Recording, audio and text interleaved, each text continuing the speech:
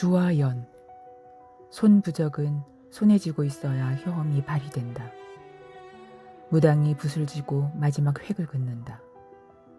십자방울의 짤랑거림은 힘이른 거미줄이 되어 빠르게 하강한다. 늙은 무당의 입에서 이해하지 못할 곡조가 기어나온다. 새빨간 지렁이는 노랑 종이 위에서 비로소 뱀이 되고 서슬퍼런 눈을 뜬다. 반복되는 으스스한 독송. 무당이 엄지에 인주를 묻혀 부적 뒤에 찍는다. 나이가 어리니 다시는 이런 걸 부탁하지 말아라. 새겨드릴 리 없는 조언을 하는 와중에도 내 손을 꼭 붙든다. 신경 쓰이는 사람에게 주려는 거지? 네, 젊음이란. 미성숙한 욕심까지도 응원하겠다는 그녀의 관용이 우습다. 맞닿은 우리의 손을 타고 귀신의 은혜가 기어온다. 두 개의 육체 사이에 끼워진 한지 한 장은 나의 간절함과 달리 얇디 얇다. 움켜쥐면 화삭하고 깨질 것 같다. 종이장을 닮아 지금의 감정도 양면이 있다. 당신이 써준 부적이 아니면 의미가 없으니 한 번 더 당신을 본다. 자신에게도 애지중지 키운 딸이 있다며 초면인 여자를 향해 기꺼이 양팔을 벌리는 낡은 품이 내게로 온다. 상대가 손에 쥐고 있어야 연이 닿는단다. 그래서 당신도 딸에게 부적을 건넸나요? 나는 묻지 않는다. 세월에 깎여 몸이 동그러진 노인을 끌어안는다. 뒤에서 함께 껴안고 있다는 무수한 혼령이 산 사람의 눈에는 털끝 하나 보이지 않는다. 진실로 그들이 눈에 보인다면 물어볼 것이 머리털만큼이나 많은데. 방문한 손님 중에 내가 가장 어리다는 말을 들었을 때는 그야말로 눈물이 왈칵 나려 했으나 영광스러운 감정은 아니었다. 나의 욕망이 17세라는 나이에 어울리지 않음을 누구보다 잘 아니까. 그 욕망이란 소망 혹은 바람 같은 아름다운 단어 대신에 치욕이나 모멸 따위의 폐허들과 뺨을 비빈다. 무당이 머리를 높게 끌어올려 다시 묶는다. 좋은 결말을 바란단다. 그리 말하기에 나는 허리를 숙여 작별을 고한다. 눈앞에 놓이는 고작 2시간짜리 행위에 그것도 미성년자에게 30만 원을 받아가는 인간이고 나는 지나치게 철이 들어버린 목석이다. 이제 은이 돼 부서질 것이며 그보다 단단한 금이 돼 처참히 분쇄될 것이며 찬란한 다이아몬드가 돼 가루의 바다로 추락하리라. 떠나려는 내게 이별의 원흉이 묻는다. 사랑이 이루어질 텐데 왜 웃질 않니? 나는 지나치게 철이 들어버린 목석이라 응답하지 않는다. 다만 철문을 연다. 병든 쇠가 운다. 균일하지 못한 울음이 오늘을 기억하라 염불한다. 공기도 내 운명이 두려워 떤다. 양손으로 손부적을 강하게 감싼다. 뜨거운 온기와 냄새를 묻힌다. 짐승이 영역 표시를 하듯이. 옥상에서 기다렸던 이를 마주했다. 여전히 한쪽 주먹에 들어갈 힘만큼은 풀지 않았다. 땀으로 눅눅해진 노란 종이의 촉감을 되새김질했다. 우리 세계의 인연을 정리할 순간이 왔다. 이 사소하고 거대한 악의로 나는 당신에게 건너가 완성되길 원한다. 하늘이 나의 퀴퀴한 악의를 한껏 칭찬하고자 노을을 쏘아 올렸다. 나의 온 얼굴이 당신의 뒤통수가 울긋불긋하게 물들었다. 이 어리석은 조화로 우리는 하나가 됐다. 오늘까지 하늘은 당신의 편이었으나 지금부터는 아니라는 의미겠지. 네가 감히 겁도 없이 날 오라가라 불러낼 상황이야? 줄 게 있어서요. 네 엄마가 손수 도장 찍은 이혼 서류 말고는 나한테 줄 게 없을 텐데. 당신을 불러냈다는 이야기를 아버지가 듣는다면 그의 마음은 칼이 되고 매가 되어 나를 향해 새빨간 춤을 추겠지. 지금의 내가 당신을 아버지에게서 떼어내지 못한다는 건 알고 있다. 하지만 괜찮다. 오늘 이후로는 당신을 도려내길 바랐던 짧은 인생이 커다란 족자가 돼 펼쳐질 테고, 당신은 병풍에 갇힌 난초처럼 평생을 겨울에 살게 될 터. 개 같은 아버지란 놈도 마찬가지다. 성큼 다가갔다. 땀이 난 손을 무심코 바지춤에 닦아버릴 뻔했다. 손에 쥔 이것을 잊어서는 안 된다. 이 인연을 구겨서도 안 된다. 이마에 내리꽂히는 상대의 시선을 외면하지 않음으로써 선명히 복귀했다. 우리의 무가치한 과거를, 바스러질 미래를, 손안의 연결을. 당신이 나랑 엄마한테 어떤 존재였는지 아나요? 관심 없으니까 본론만 말해. 내성 발톱. 쓸데없는 말 하려고 불렀으면 가볼게. 홀몸도 아닌데 오라가라야. 짜증나게. 우명의 바깥으로 달아나려는 그녀의 어깨를 움켜잡았다. 아직 끝나지 않은 노을 속에 묶었다. 뿌리치려 하기에 손목을 붙들었다. 나는 당신의 사정을 봐줄 필요가 없다. 저항하는 그녀의 손을 떨쳐냈다. 핸드크림을 발라 미끄러운 고운 손 위에 나의 끈적이는 손을 맞붙였다. 부적이 당신에게로 옮겨졌다. 마지막 부탁이니까 딱 5초만 쥐고 있어주세요. 앞으로 연락 안 할게요. 영문을 모른 채 흔들리는 그녀의 고동색 눈동자 위로 노을의 응원이 내려앉았다. 저녁과 밤 사이 모호함이란 언제나 아름답다. 세계가 끝내 어둠을 데려오기 전 나는 종말의 초를 샜다. 1초. 쥐고 있으면 진자와 준자의 인연이 닿는다. 2초. 한 번 닿으면 손을 놓아도 떨어지지 않으며. 3초. 천지를 개벽하는 존재가 당신과 나의 끈을 가호한다. 4초. 그리하여 당신은 영원히 내 곁에 살게 되고. 5초. 업을 받으리. 무당이 내게 물었지. 사랑이 이루어지는 날인데 왜 웃지 않느냐고. 가슴 아래에 숨긴 대답은 간단했다. 사랑이 아니니 웃질 않아요. 아랫입술을 깨물고 전력을 다해 뛰었다. 옥상 난간 너머로 머리를 들이밀었다. 팔을 펼쳤다. 저녁 하늘을 활주로 삼아 비행했다. 추락에 필요한 시간은 단 5초.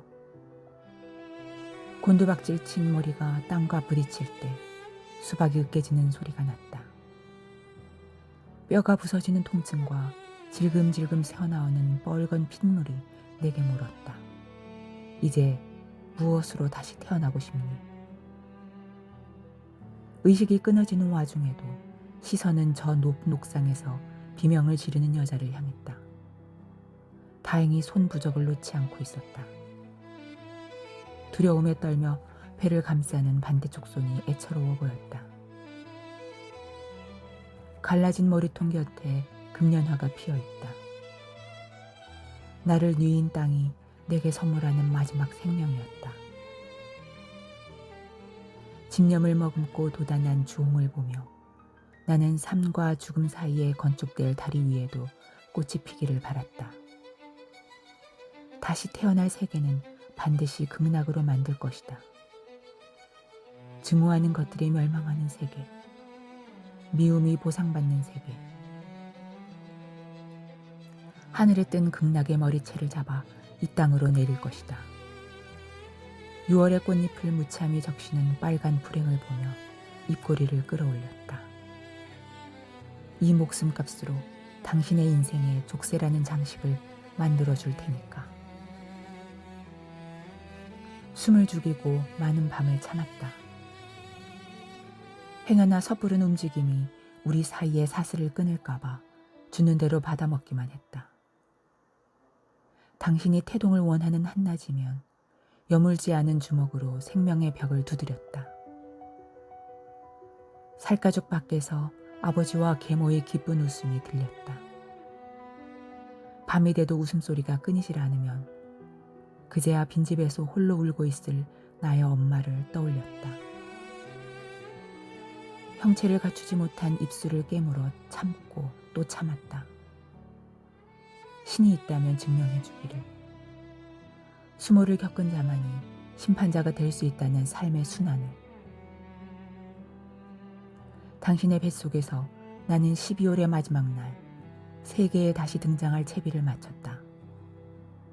엄마를 울게 만든 축축하고 좁은 길을 향해 머리를 들이밀었다. 악인들의 경을 읊으며 수미야, 해를 꼭 넘겨야 한다. 노인이 팔을 붙들고 호소했다. 해를 넘기어 이일 자시에 태어나면 운수가 되기리라 온 가정이 풍요로워진다지. 다 큰 어른들의 화목을 위해 노인은 이제 막 태어나려는 아이의 머리를 밀어넣으려 했다. 노인은 이런 말도 했다. 어쩜 첫 아이의 출산 예정일 마저 사주가 이리 좋을 수가 있나. 과정이야 어찌됐든 부부의 연을 신이 축원하는 게지. 그 여자도 잘 사는 내 모습을 보면 용서할 거야. 노인과 산모의 들뜬 탐욕은 한시도 가라앉질 않았다. 그토록 감사해하며 절을 올렸지만 신이 당신들에게 나를 선물했단 진실을 몰랐다. 안 된다. 아직은 안 돼. 그러나 해를 넘기지 못한 31일 자시에 태어나면 대흉이라 부녀 인연이 박하고 모녀 관계가 악화하리라. 노인은 두려워했다. 어찌 하루 차이로 길과 흉이 이리도 나뉘는지 고심해봐야 해답은 없었다. 판사가 당신들이 저지른 행위를 선이나 악으로 판별하지 않았듯이 당신이 겪어낼 시련도 선이나 악으로 정의되지 않을 예정이었다. 과거에 의거한 합리적 심판. 그렇다면 문제될 것이 없었다. 안간힘을 쓰고 올해의 끝자락이 다 타버리기 전에 힘껏 머리를 내밀었다. 나는 태어나야 한다. 지금 태어나야 한다. 축하합니다. 건강한 여아입니다. 노인이 가쁜 숨을 몰아쉬며 시간을 살폈다.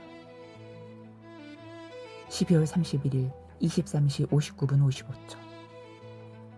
전생의 빚진 우초를 감하여 나는 올해가 가기 전에 태어나고야 말았다.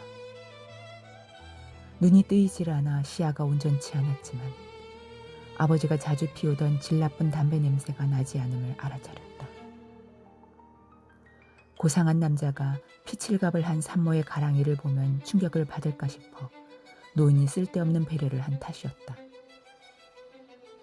덕분에 나는 더욱더 강렬한 정념으로서 아버지를 찾았다. 어린 오감을 끌어올려 내게 생명을 준 남자의 자취를 쫓았다. 태초부터 집념을 가르쳐 주다니 당신은 참으로 아비구나. 노인이 친정엄마의 고난으로 탯줄을 자르려다 의사에게 물었다. 얘 왼쪽이 왜 이래요? 의사가 당황하여 서둘러 여러 기구를 잡아보았지만 자를 수 없는 것임을 눈치챘다. 분명히 산전검사에서는 보이지 않았는데요. 그러니까 묻잖아요. 이게 왜 이러냐고. 보란듯이 힘을 주어 왼손을 꿈지럭거렸다. 느껴졌다. 부적의 징표로 받아온 것이. 손가락이 왜 6개냐고. 비로소 우렁차게 포효했다. 담배 한 개피를 마저 태운 후에야 안면을 들이미는 나의 아버지를 위하여. 혼이 쏙 빠진 채로 감격에 겨워 울고 있는 계모를 위하여. 시계와 손가락을 번갈아 바라보며 떨고 있는 눈치 빠른 할머니를 위하여. 그리고 이제부터 시작될 긴 미래를 추도하며 까만 밤하늘이 찢어져라 울었다. 별과 별 사이를 헤집는 무언의 선언들이 한 해의 끝에 새겨졌다. 이윽고 숫자가 바뀌었다. 우리가 아닌 진실로 축복받은 산모들과 아기들을 온 세상이 두 팔 벌려 환호했다. 밀레니엄 베이비. 1999년 12월 31일. 나는 당신들이 바라지 않았던 5초 전의 과거에다 복수의 비석을 꽂았다. 집에는 노란 종이들이 많았다. 극흉을 타고난 손녀를 구원하고자 노인은 손수 치성을 드리고 탱화의 머리를 쳐박으며 빌었다. 딸과 손녀의 마음이 하나가 돼 부디 끊어지지 않게 해달라고.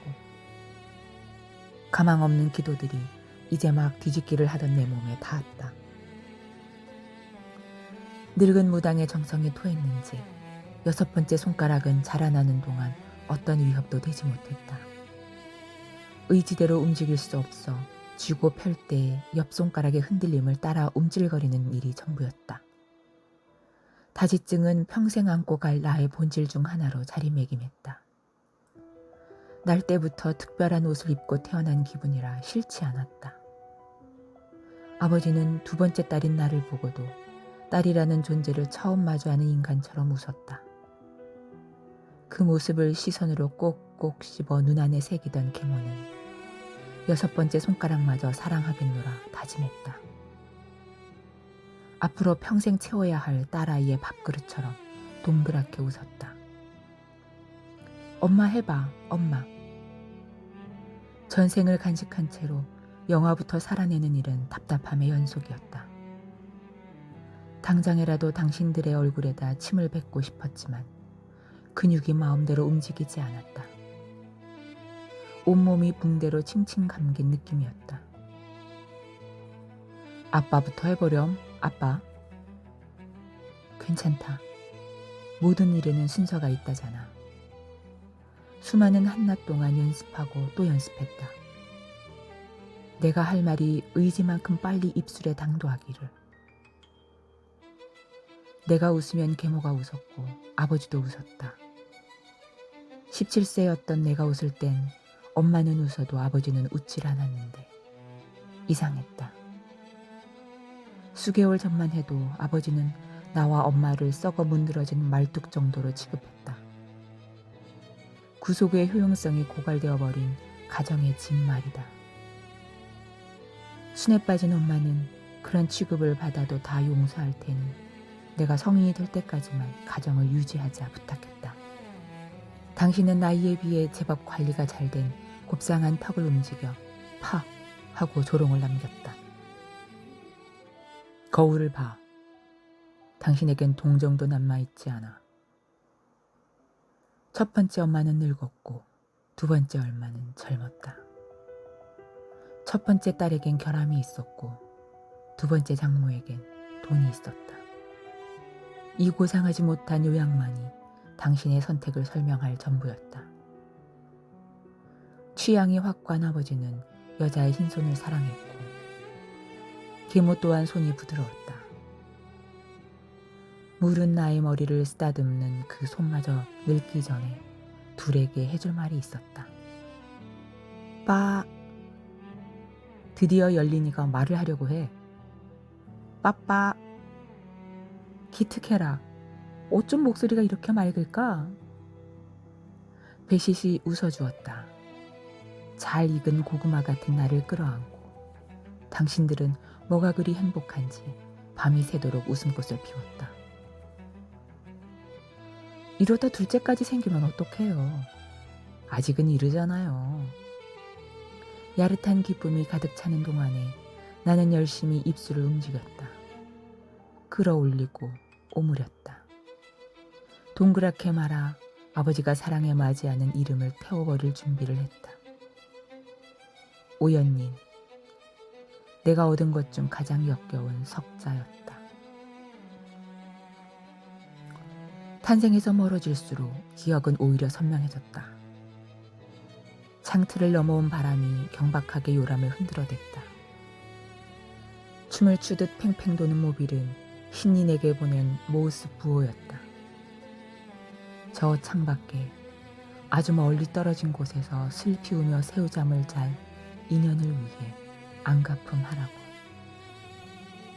계모와 아버지의 고약한 피를 물려받은 덕에 이 몸에 깃든 성미는 천성부터 영악했다. 나는 쉽사리 피로해지지 않았다. 살면 살수록 더 강하게 증오가 움텄다. 보라. 보라? 보라. 열리나, 그 이름 어디서 들었니? 계모가 아버지에게서 나를 뺏어 업고는 눈을 흘겼다. 나는 6번째 손가락을 팔랑거리며 아버지의 휴대폰을 가리켰다. 재롱둥이 같은 미소로 입을 찢어 덜 자란 잇몸을 내보였다. 거짓 한 점 묻어있지 않을 분홍색 천진함이 있었다. 계모가 경악하여 아버지를 쏘아붙였다. 요즘도 연락해? 당신 만난 후로 한 번도 연락한 적 없어. 열린이가 방금 말한 건 뭐야? 뭘 들었으니까 발음을 한 거 아니야. 내가 어떻게 알아? 아버지는 무고함을 증명하고자 직접 휴대폰 화면을 계모에게 보여줬다. 엄마를 처음으로 울린 이름은 임수미가 아닌 김보라였는데 아버지에게 계모를 연결해준 오랜 파트너이자 계모와는 친구에서 앙숙이 된 여자였다. 재혼 후에는 절대로 당신이 아닌 여자를 만난 적이 없노라. 지금은 당신과 열린이 전부이며 어떤 인간도 삶에 들어오지 못하노라. 섣부른 맹세를 말하는 아버지를 위해 나는 밤하늘에 뜬 흰 별보다 더욱 하얗게 외쳤다. 보라! 지금 결백한 건 어린 나요. 배덕한 것 또한 어린 나인데 아버지가 어떻게 이길 수 있을까? 전생의 복수를 위해 몇 개의 이름을 희생시킬 계획이었다. 그 이름은 아직 엄마의 이름이어선 안 됐다. 당신들을 위해 기특한 불행을 준비할 것이다. 아버지와 계모는 오주희가 죽은 6월이 돌아와도 꺼리낌 없이 돼지고기를 구워 먹었다. 그 추악한 망각만으로도 이 악의는 정당해졌다. 보라, 그 여자도 죄인이다. 발음하기 쉬운 이름을 소리내 말하면 아버지와 계모는 어김없이 다투었다. 머릿속에 그려둔 긴 족자를 완성하는 여정은 이제 막 시작됐을 뿐이다. 아장아장 걸어가 담배 냄새를 지우지 못한 아버지의 너른 품에 안겼다. 열린이는 엄마보다 아빠를 더 사랑하는구나. 기특해라.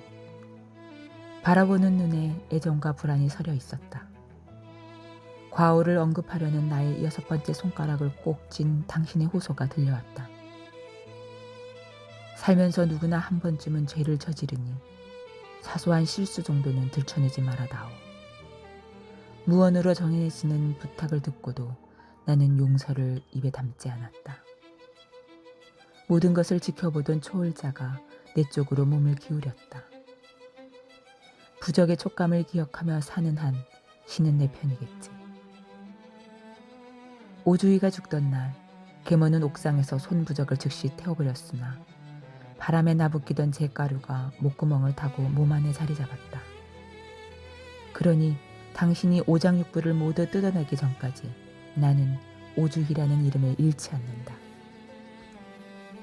할머니가 아무리 많은 부적을 써서 칠갑으로 붙여두어도 이미 닿은 년을 지우지는 못한다. 빠빠 사라해. 거짓을 속삭이면 아버지는 나를 들어올려 세상을 다 가진 듯이 기뻐했다. 영리한 계모는 동심원처럼 조용하게 퍼져나가는 불행을 직감하고도 모른 척했다. 집안 부적들을 연거푸 훑는 여자의 불안이 어여뻤다. 우리의 흉한 인연이 그깟 종이로 감춰지겠어요? 깨르깨르 발랄한 소리를 내며 다가갔다. 두 팔로 그녀의 가슴살을 끌어당겼다. 이 어린 폭력을 당신은 사랑으로 받아들일 수밖에 없다. 어리석어라. 부적을 고명삼아 천륜과 함께 삼켜보세요. 나는 당신의 배탈이 되어줄래요. 열린아, 엄마도 사랑한다고 해줘. 엄마, 옳지, 엄마엄마. 아빠한테 한 것처럼 사랑해 해주세요. 사랑해. 답 없이 미소로만 메워지는 침묵은 그녀에게 내린 첫 번째 벌이었다. 서운해 맞이하는 흰 손목을 5개의 손가락으로 감아쥐고 1개의 손가락은 덜렁이는 채로 공중에 두었다. 피가 팽팽 도는 여린 싹으로 지내는 동안에 나는 사랑을 말하지 않았다. 계모는 울것 같은 얼굴을 하고서는 서운함을 애써 감췄다. 나를 뜨겁게 끌어안았다. 엄마한테는 내가 전부야. 무의미한 다짐에 능한 여자였다. 첫 번째 삶을 기억한 채로 시작하는 두 번째 삶은 모든 게 쉬웠다. 다른 아이들이 1시간을 끙끙거려도 풀지 못하는 사치견산 따위는 암산으로 풀었다. 1부터 10까지, 월부터 일까지. 배운 적이 없어도 그깟 한자쯤은 척척 써내려갔고 근현대사적 사건들의 연도는 암기 없이도 읊었다. 노래끼리 나누는 하찮은 농담에 한순간도 흥미를 보이지 않았다. 일찍이 과묵함을 염기하며 영특한 채 했다. 달에 150만 원이면 과하지 않아?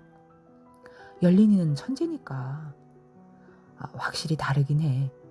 이왕이면 나처럼 음악 쪽으로 특출났으면 좋겠는데. 오빠, 우리 아이잖아. 뭐든지 잘할 거야. 그게 내 나이지. 해맑은 유복자로 자라 삶에 방해물이 없던 계모는 뭘 몰라도 한참을 몰랐다. 8살의 나를 온갖 학원에 가두어 두는 일이 그러했다. 지나치게 똑똑한 아이로 살아가는 건 그럴 때 별로였다. 매일 차에서 차로 옮겨지며 교육시설에 감금되는 동안 나는 각종 경시대회에서 상을 휩쓸었다. 옹골찬 싹으로 태어난 아이를 위해 계모는 노인의 통장 잔고를 성실히 갉아먹었다. 17년을 일찍이 살아본 자의 과거 지식을 전수하니 두 인간들은 내게 감춰진 우주를 멋대로 상상하며 박수를 쳤다. 계모는 나를 숭앙했다. 아버지는 나를 칭송했다. 천재 아이, 장차 한국을 뒤집어 놓을 영재가 될 딸. 그런 대단한 자식의 부모가 된 기분에 도취한 둘은 삶이 아까운 줄 모르고 베팅을 해댔다. 어린 몸으로 따라잡기 힘들 만큼 가혹한 사교육을 버텨가며 그들의 돈을 탕진했다. 염치 없는 아버지는 장모에게 돈을 조달받으면서도 셔츠깃을 세웠다. 계모 역시 검소함을 배우지 못한 태평한 여자라 돈을 받아 쓰는 일에 꺼리낌이 없었다. 둘의 뻔뻔함이 훗날 나의 복수를 찬란히 빛내줄 터 차라리 다행이었다. 그들이 멈추지 않게끔 열심히 부추겼다. 노인이 신에게 명을 팔아 쌓은 부를 한 조각씩 베어물며 대단한 피부치로 자랐다. 더 똑똑하고 더 찬란하고 더 성숙한 딸. 둘이 물려준 DNA가 온몸에 퍼져 있는 덕에 거짓을 연기하면서도 미안하지가 않았다. 그들을 닮아 뻔뻔하게 자랐다. 계모는 일찍부터 대입을 준비하자며 나를 논술학원에 보냈다. 그녀의 탐욕스러운 입김으로 초등부가 아닌 중등부 수업을 들어야만 했다. 중등부 수업은 견디지 못할 만큼 어렵지는 않으면서 마냥 쉽게 풀어갈 난이도도 아니어서 적당함을 지키는 일이 여간 까탈스러운 게 아니었다. 껍데기에 맞는 영혼을 가졌다면 바보같이 웃고 떠들며 시간을 죽였을 텐데 그러지 못해 수업은 따분하기만 했다. 담당 강사가 독감에 걸려 결근한 날 중등부에 처음으로 임시 강사가 방문했다. 좁게 열린 문틈으로 단발성 인연이 얼굴을 내밀었다. 그 사람과 마주하며 나는 생각했다. 두 번째의 삶의 시작점은 어쩌면 여기서부터일까 하고. 왜 그렇게 쳐다보니? 숙제가 어려웠어? 아니요. 열린이는 평가지대로 영특하구나. 책을 좋아하나 봐. 별로. 부모님이 기뻐하시겠다. 동그란 정수리를 쓰다듬는 강살에서 눈을 떼지 못했다. 시원하게 상승하며 찢어지는 입꼬리 속으로 슬쩍 보이는 오른쪽 금리 하나. 왼쪽 눈두덩이에 박힌 작은 점과 오른쪽 귓볼에 솟아오른 사마귀. 모든 게 그대로였다. 그리운 손을 잡고 싶었다. 오랜만이야. 보고 싶었어. 잘 지냈는지 말해줘. 어떤 말이라도 하고 싶었다. 달력에서 내가 죽어버렸던 날짜를 8번 마주하는 동안 힘들지 않았는지 물어야만 했다. 두 번째 삶까지 낳아준 진실로 하나밖에 없는 존재에게 안겨 아직 당신의 딸이 죽지 않고 이리도 잘 살아있다 외치고 싶었다. 오주일을 잃고 힘들어했을 당신을 안심시키며 오직 복수만을 위해 흉한 삶까지 얻어왔음을 칭찬받고 싶기도 했다. 왜 우니? 먼지가. 열린이는 눈이 참 예쁘네. 수업 주제를 적는 뒷모습을 하염없이 바라봤다. 행동에 굼뜸이 없고 당당해 모르는 사람이 본다면 그저 우수한 교육자일 뿐이었다. 그 모습이 낯설었다. 좌우의 중학생들은 오늘따라 내가 이상하다며 수근거렸다.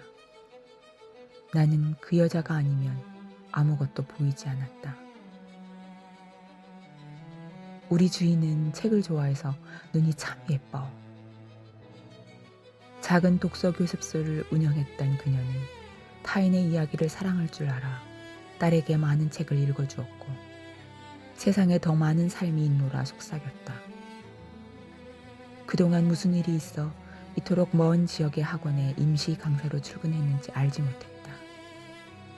지난 불행 따위는 모르는 사람처럼 건전히 사회생활을 수행하는 모습이 반가운 한편 덜 불린 생쌀을 씹는 듯 미묘한 불쾌가 일었다. 당신에게는 죄가 없었다. 아니다. 아주 사소하게 있었다. 부모의 압박으로 원치 않던 선자리에 나간 것. 운명도 우연도 못 되는 그저 일회성 만남으로 끝내야 했던 한 인간을 진심으로 대우한 것. 같이 사는 게 질린다는 핍박을 받으면서도 그와 당신 사이에 태어난 허점투성의 딸을 버리지 못한 것. 그녀의 죄는 사랑이었고 그 죄는 형량이 길었다. 함께 살았던 우리의 삶이 그녀에게는 투옥 기간이었다. 손에 쥔 것 이상으로 남에게 잘나 보이길 바랐던 남자. 그의 기대를 충족시키지 못했던 모녀는 누구에게도 보호받지 못했다. 그래서 당신을 대신해 복수하고자 두 번째 삶을 선택하는 일에 주저함이 없었다. 수년 만에 마주한 그리움을 향해 말해야 마땅했다. 나의 죽음으로 당신이 받았을 상처를 헤아릴 수 없다고. 너무나 미안하다고. 또한 묻고 싶었다. 보고 싶지 않았느냐고. 손을 들어 질문하지 못했다. 지금 뒤집어 쓴 오 열린이라는 살가죽으로는 불가한 행위였다. 수업 내내 주머니 속에다 부끄러운 손 한쪽을 숨겼다. 책과 글이 전혀 눈에 들어오질 않았다. 수업이 끝나자마자 그녀를 따라 나섰다. 학원 밖에서 어머니가 기다리시니? 엄마는 주차장에. 그러면 날 왜 따라오니? 물어보고 싶은 게 있어서. 어려운 문제가 있었구나. 말해보렴. 유리로 된 정문을 반쯤 열다 멈춘 당신이 나를 애처로이 내려다보았다. 숙여진 목의 곡선 너머에 손을 흔드는 중년이 보였다. 하영아 하고 이름이 불리자 당신은 망설임 없이 고개를 돌렸다. 요동치는 심장을 감각하며 낯선 자를 응시했다. 시간은 정말 흐르고 있었다. 내 앞에 따뜻한 두 눈이 남의 것으로 바뀔 만큼. 안 물어볼 거니? 많은 말을 참고 살면 어떤 말도 못하는 사람이 된다. 말하지 않으면 후회하게 된다는 걸 알면서도. 잘 지내렴. 너는 가능성이 있단다. 엄마는, 아니 이제 나의 엄마가 아닌 타인의 가족은 남의 자식이 된 딸의 잔머리를 손으로 빗질했다. 교착된 애정 대신 어른의 배려심만 담긴 건조한 접촉이었다. 눈동자에는 하루 끝에 노곤함이 그렁거렸고 그녀는 내가 아닌 사람을 향해 서둘러 쉬러 떠났다. 안녕을 말하는 게 이리도 거침없다니 믿고 싶지 않았다. 나는 보았다. 엄마가 낯선 이의 허리춤을 끌어안는 모습을. 둘에게서 보이는 것이라곤 정이 가득해 서로를 바짝 당기려는 열망뿐이었다. 내가 당신이 모르는 열린으로 사는 동안 당신 또한 내가 모르는 당신으로 살고 있었다. 그 사람은 감자조림을 좋아하나요?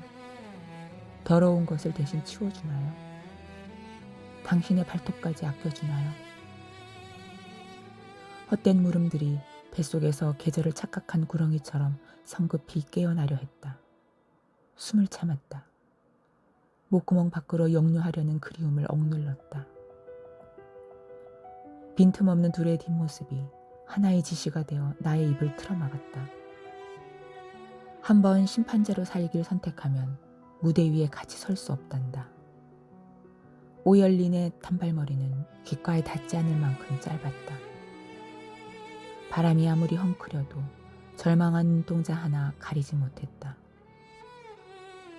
만약 오주희가 살아있었다면 엄마는 저리 살지 못했을 것이다.